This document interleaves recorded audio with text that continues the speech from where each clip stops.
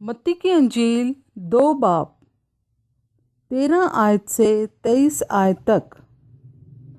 صفحہ نمبر 6۔ مصر کو بھاگ جانا، مصر سے واپسی۔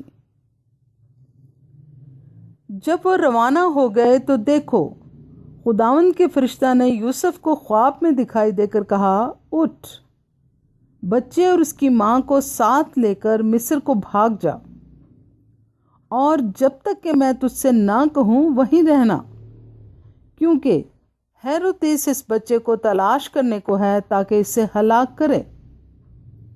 بس وہ اٹھا اور رات کے وقت بچے اور اس کی ماں کو ساتھ لے کر مصر کو روانہ ہو گیا،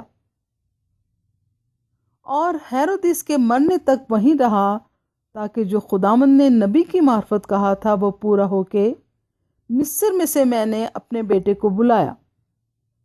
جب ہیرودیس نے دیکھا کہ مجوسیوں نے میرے ساتھ ہنسی کی تو نہایت غصے ہوا، اور آدمی بھیج کر بیت لحم اور اس کی سب سرحدوں کے اندر کے ان سب لڑکوں کو قتل کروا دیا جو 2 برس کے یا اس سے چھوٹے تھے۔ اس وقت کے حساب سے جو اس نے مجوسیوں سے تحقیق کی تھی،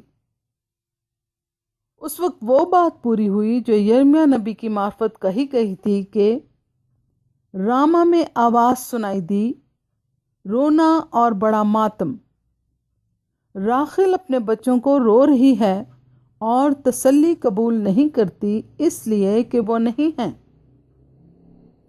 جب ہیرودیس مر گیا تو دیکھو، خداوند کے فرشتہ نے مصر میں یوسف کو خواب میں دکھائی دے کر کہا کہ اٹھ، اس بچے اور اس کی ماں کو لے کر اسرائیل کے ملک میں چلا جا، کیونکہ جو بچے کی جان کے خواہاں تھے وہ مر گئے۔